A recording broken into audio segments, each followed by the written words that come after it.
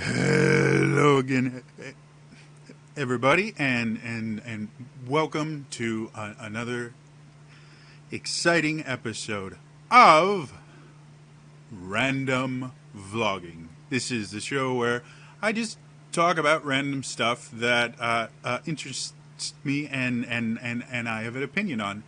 And wow.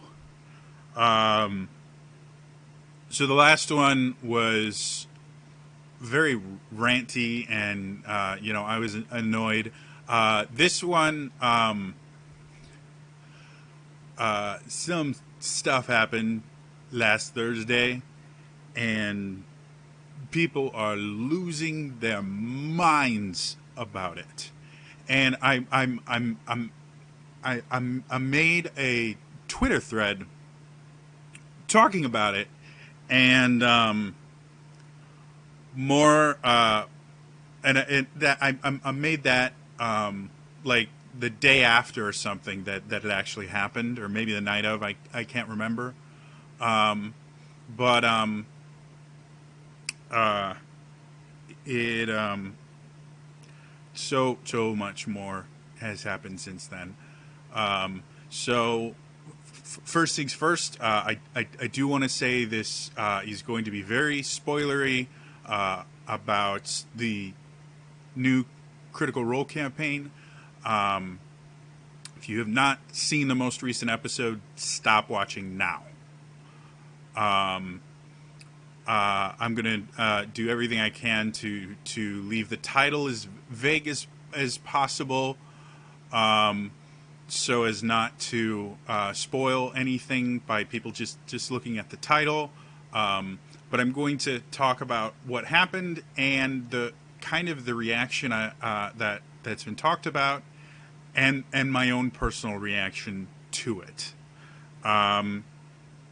So yeah, I guess the first thing I should probably talk about was the last time I spoke about Critical Role. I mentioned that I didn't think I could watch it live anymore because it was triggering my PTSD, and was triggering dissociative episodes. And I spoke with both my therapists about it, and they both encouraged me not to completely cut it out of my life, because it is a relatively healthy coping mechanism for my anxiety and depression. But to try some different things, maybe try watching it uh, not live, but on video on demand, so that I can watch it at a time where, if I do start to dissociate or have panic attacks, that I can get I can get around other people, so I'm not a danger to myself, and other things like that. And the solution I basically came up with was, I attempt to watch live.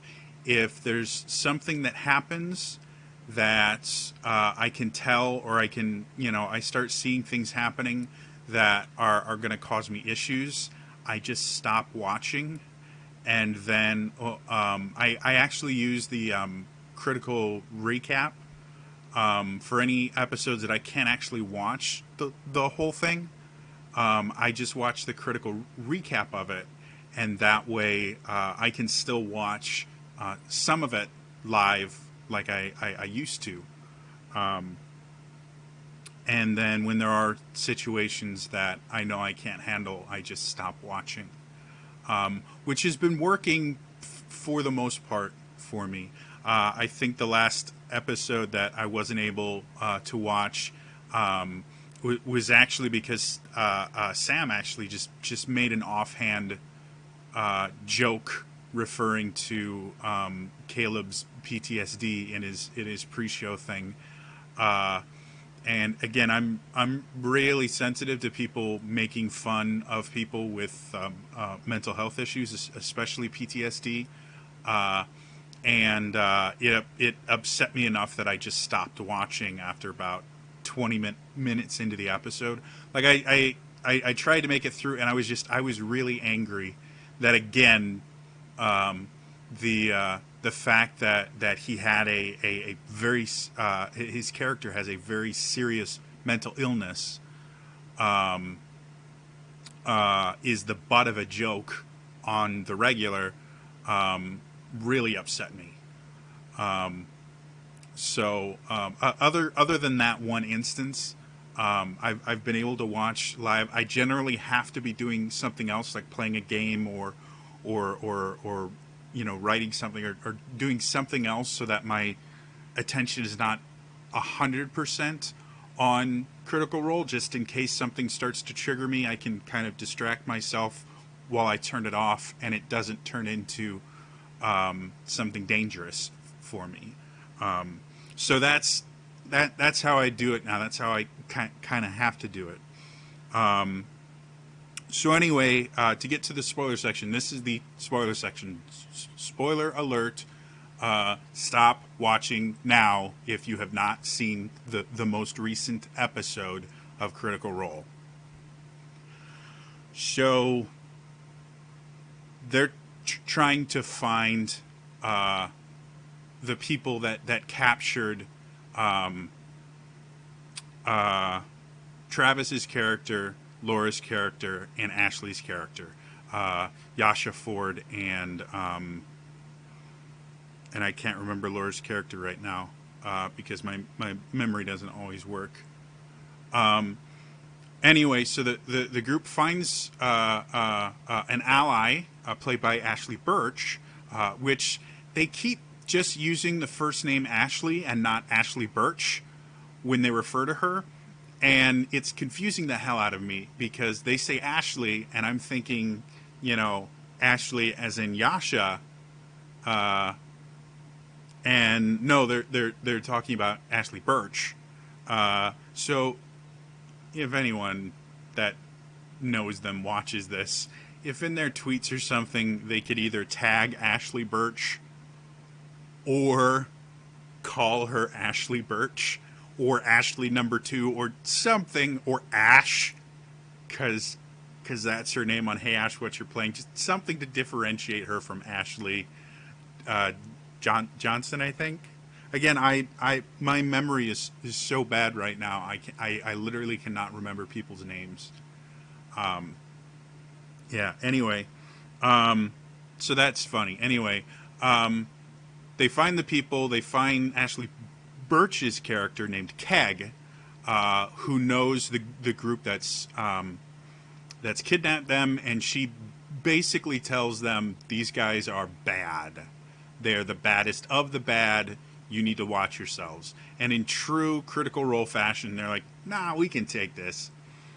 So they actually come up with a really good plan with the information they gave. And I'm not going to give away the whole thing, but as always happens with Critical Role, their plan goes belly up. The one big difference this time is generally their plans go poorly because they plan poorly.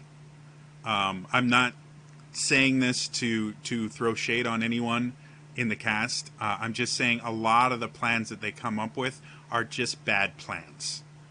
And they go poorly because they don't factor in, they don't make contingency plans. They just kind of go, okay, this is how everything's going to go. And then once one thing goes wrong, they can't adjust to it because they made they left no room for contingencies. This was not a plan like that. It was a very well made plan. They had contingencies in there. The issue they had was they didn't have enough information to make the plan through no fault of their own. They tried to get as much information as they could, but the dice were not helping them. And then the the actual encounter itself, they got bad dice rolls, both from them rolling and the DM, them rolling poorly and the DM rolling well. And what it eventually, so again, nothing that they did was really bad. They didn't really make mistakes. They kind of got screwed over by the dice. And what ends up happening at the end of the fight is Malimuk, Talison's tiefling blood hunter, was killed. And there was nothing anyone could do about it. Again, it was just bad die rolls. And that was one of the things I mentioned in my Twitter rant, was everyone was really getting upset at Matt for killing off the character because he's this horrible person. And they were mad at Ashley for not giving them all the information they needed. And everyone was getting blamed for what happened. And everyone was upset. And I made the point that in D&D, death is not the end. Even for low-level parties like they are, where they don't actually have access to a Revivify or a Resurrection spell, and they apparently were in a place where they couldn't get somewhere with a temple within 10 days, I'm like, you know what, there's a lot of different ways to resurrect a player character. And it can actually be a really great narrative tool to use, because it can provide them with a brand new thing of adventures. If they can't afford a resurrection spell, they can trade services for it. I had one group that couldn't afford resurrection spells for two of their party members, so they happened to meet a druid who was a member of the Emerald Enclave, who's like, I can do these resurrections for you. However, it comes at a price.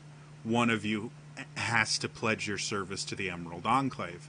The Emerald Enclave is a faction in the Forgotten Realms, specifically in Faerun. It's a lot of druids and rangers. They're very nature-focused. So one of the players, player characters basically had to join a group against their will. Basically, they didn't have a choice. If they wanted their friends back, they had to join this group. Now, the group is not malevolent or anything like that, but it did give them a new thing that they had to do. And it opened up a lot of interesting choices for the character. The character ended up multi-classing into a druid and things like that. Like, it was a really cool story point. So there's always that aspect of, okay, you can't afford this, that's fine. We'll resurrect your friend because there's a time limit on these spells, but you have to do something for me. And it can sometimes just be as simple as you have to perform a quest. It can be much more permanent. Other things you can do, there are, you can make much worse deals. You can form pacts with very powerful creature, very powerful fae. Even archdemons and things like that can have access to resurrection, because resurrection spells are actually necromancy. They're in the necromancy school. So yeah, you could get a necromancer to resurrect him, not raise him from the dead, but actually resurrect him, because necromancers would be skilled in doing that, or a demon lord or something like that, and you would have to sign a contract with them. Like, there's so many different ways to deal with death if the player does not want the character to die and be over and have to roll a new character. It's my personal belief that any DM that is faced with a character dying or a TPK or something like that and just goes, okay, everyone has to roll new characters, or you have to roll a new character. I have no choice in the matter. These are the rules. You guys can't afford this. My personal opinion of a DM that says that no, there's nothing that can be done, the character is dead, is simply an unimaginative DM and is making up excuses for their inability to come up with a creative solution. which is what we do as DMs. So I thoroughly thought that Matt, being the creative person that he was, or that he is, would come up with something interesting, and give Taliesin some choice in the matter, as opposed to, no, your character is dead, go roll a new one. It would be, hey, do you want him to come back? And so I thought we weren't really going to get an answer to if Malimak was dead or not until tomorrow, until the next game. And if Taliesin came in with a new character, then Malimak was really dead. But it would have been a decision that they both made.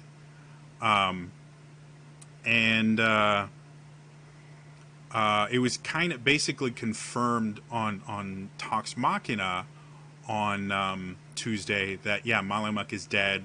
Taliesin has rolled a new character. And Matt has made his own statements on it because he's been getting attacked left, right, and upside down for what happened, and people calling him a horrible person.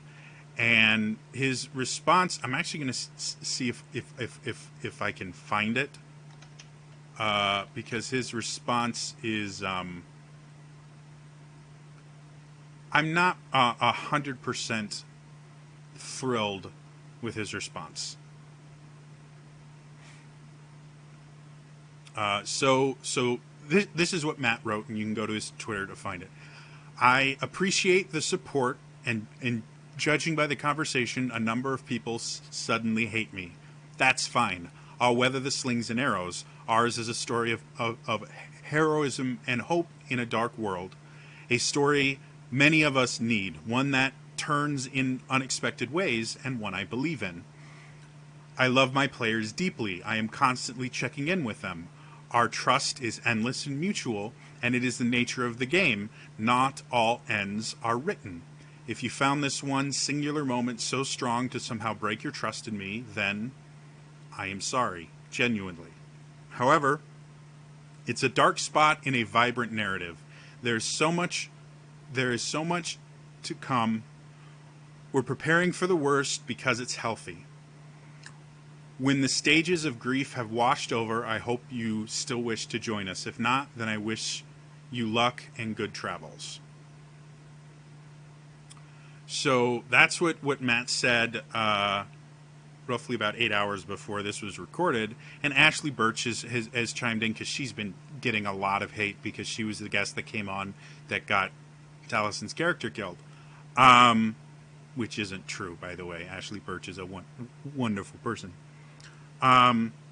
So this, and then listening to, or I didn't get to watch Talks Machina, but I read along as critical Crit Roll Stats tweeted it. I kept hearing this kind of phrase, that's how the dice roll, and this idea of, it would be disingenuous to not let him die because that's how the dice rolled. And I really don't like that. Again, to me, that's an unimaginative DM making excuses for the fact that he can't come up with something interesting. Do I think the death should just be erased? No. Again, death is a really big issue in D&D, and the death of a character should change the narrative, even if it's just something, even if the death is reversed somehow. It's a major point. But I don't like the idea of, no, he's dead. There's literally nothing you can do. There's nothing. No, it's D&D. There's always something you can do. However, Matt's recent statement, where he mentioned that they're preparing for the worst because it's healthy, to me kind of implies that there's a possibility that Malimak could come back, that they could attempt a resurrection ritual, or they could try something, which is what I think, that's kind of what I thought Matt was going to do. The idea of you can certainly try. if they really feel strongly enough, if Taliesin really feels strongly enough that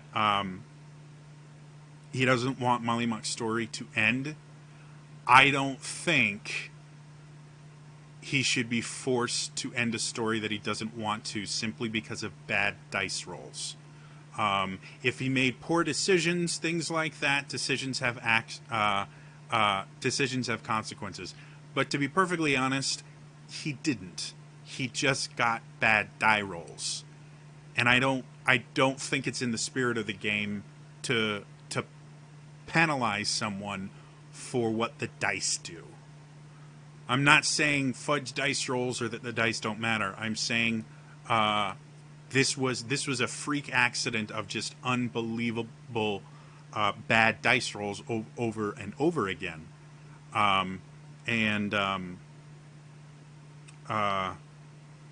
don't think he should be penalized. I do think, role-playing wise, what the villain did that killed Taliesin was so in character. It was 100% what should have happened there. You have an extremely powerful person, an evil person, an abusive person that was challenged, and so to regain his power and control, he killed somebody. I mean, that's 100% from a psychological perspective, 100% accurate. I 100% think Matt really didn't have much of a choice as far as the character was concerned. He was going to try and kill Mollymock, and when he went down and basically got to crit him twice, he was dead. I didn't disagree with that. I do disagree with the idea that there's nothing that can be done. I think there's a lot that can be done, and we may see that in Thursday night. The way that I got it, though, from again, just from reading crit roll stats, from what Taliesin, the way he was talking about it, is he's kind of just accepted the fact that the character's dead, and that's something that I don't agree with. I think if he wants the story to continue, the story should continue. And Matt should at least give them the chance to try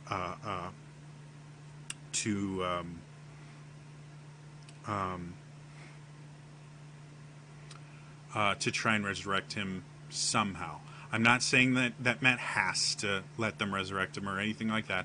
I'm just saying he should give them the chance to try, is all. So, yeah, that's my opinion of it. I'm not mad at Matt in any way, shape, or form, other than, like I said, if he does just take the stance of the players go, we want to do this, and he says, no, this is how the die rolled, he's dead, I would lose a little bit of respect for him as a DM, but that would probably be as far as that would go, which I would still hold him in the highest regard. Like, he is such a prolific DM to me that even making if this was to happen, where he just goes, no, the character's dead, there's nothing you can do about it, just get on with your lives, which I believe is 100% the wrong thing to do, and I 100% don't think that's what's happening here. However, let's say he did. Again, I would lose some respect for him as a dungeon master, but he's still so prolific of a dungeon master that it would be, okay, one bad thing, 400,000 good things.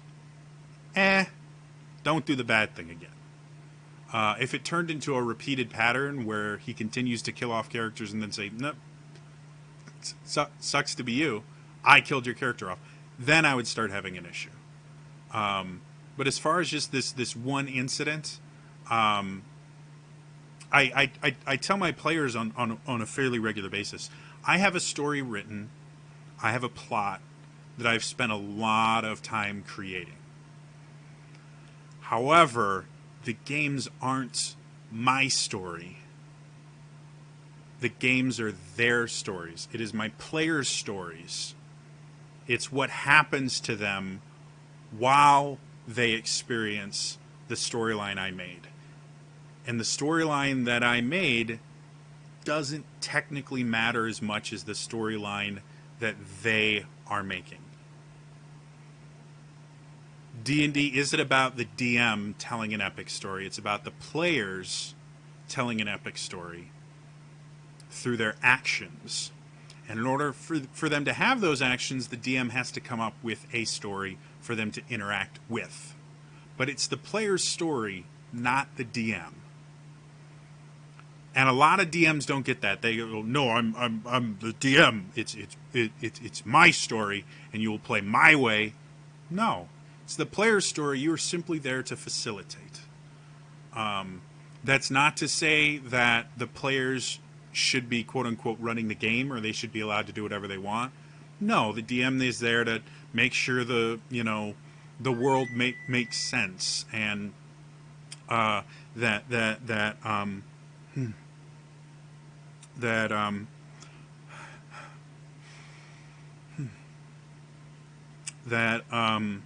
the story keeps moving forward. You never want to get into that situation where the players are just in a state of limbo, where there's nothing for them to do and there's nowhere for them to go. So I'm not saying that the players have to write the entire story. I think the DM should write a story for the players to interact with, but their interactions are more important than what the DM wants, if that makes sense. I'm interested to see what happens on Thursday. I liked Molly. I don't think Taliesin played him exceptionally well. From a purely mechanical standpoint, I don't think he understood the Bloodhunter class exceptionally well. I think that ended up hurting him a little bit. Whereas the character himself, I thought, was amazing. He was one of my favorite characters. I thought he was really funny. I thought he was really interesting. The more we found out about him, the more invested I was in him. So I really don't want to see Molly go away for two different reasons. One, I really like the character himself, and two, you only get better at playing a class by playing the class. Taliesin will never become a better Bloodhunter if he doesn't play a Bloodhunter. I really would love to see Taliesin be able to use some of the higher level abilities and really learn the class really well, because Bloodhunters themselves are really, really cool and can do a lot of really cool things. So that's my hope, is that Matt lets them at least try to bring Molly back. If it turns out that Taliesin is decided, because Taliesin did kind of mention, is like, no, Molly's story is over. If it was Taliesin's decision of no, Molly's not coming back, again, that's a perfectly valid character choice, and it will upset me that that's the choice that he made. But in the end, it's his character, and he's allowed to end that story whenever he wants. The only time I would have any issue with this whatsoever is if Matt made a unilateral decision of, no, I'm not going to allow you to do the thing that you want because I am the DM and I've decided it's not possible. That would be the only instance I would go, you know what? No, that's not okay. And even if that happened, I would not attack Matt for it personally. I might tweet at him going, hey, I really disagree with the decision that you made here, and I understand that, it's your game and you don't have to listen to me, but as a fellow DM, I think you're doing us a disservice. Again, that would be the most I would respond, and then I would drop it, because again, it's his game, first of all, and second of all, he's a phenomenal DM. I hope one day to be regarded as highly as he is, and to be as good a DM as he is. So Anyway, that's all I have to say on that. To the people that are really, really upset about this, that's okay. You're allowed to be upset over the death of a fictional character. You became emotionally invested in this character. That's a good thing. That means that they were doing their job as entertainers. We're supposed to get emotionally invested in the storytelling and everything like that. It is perfectly okay for you to be upset about this, to be mad about this, to be distraught, to be sad, depressed, whatever feelings you're having, it's okay. Those are valid feelings and you're allowed to feel them. Do not, however, use your feelings about the death of a fictional character to attack a real person. Again, what happened was a lot of bad dice rolls. They didn't really make that many mistakes. There was a few mechanical things that, hindsight being 2020, if they had done a couple things differently, then that whole fight would have gone differently. But they're very small decisions, and they're single turn decisions, not like massive oversights or anything. So the players didn't do anything wrong. Matt did nothing wrong. The player characters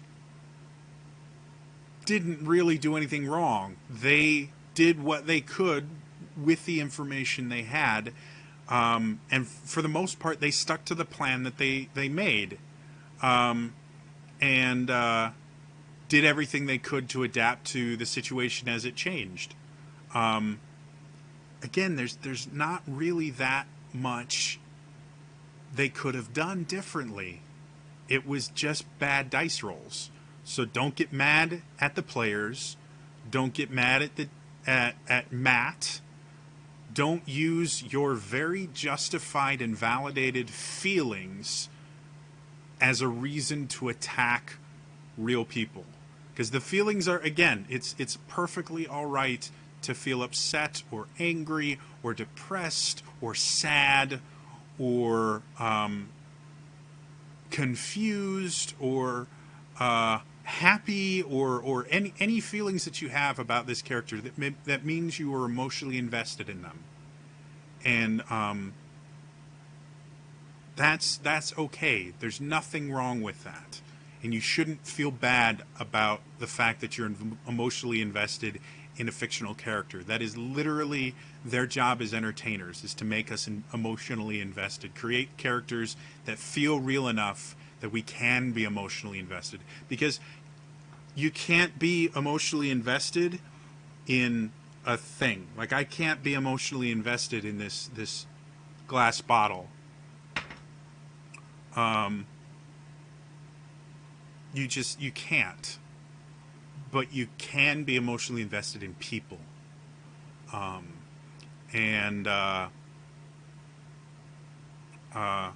So that's perfectly okay, but please don't use your feelings as an excuse to attack your feelings about a fictional character as an excuse to attack real people, because that's not okay. They did nothing wrong except tell a really amazing story, a very tragic and upsetting story, but amazing nonetheless. So anyway, that's all for me today. I know I said my next video was going to be more D&D stuff, and this is kind of D&D. I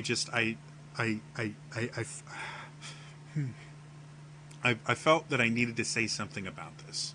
So anyway, that's all for me today. I'll see you guys next time. All right, bye.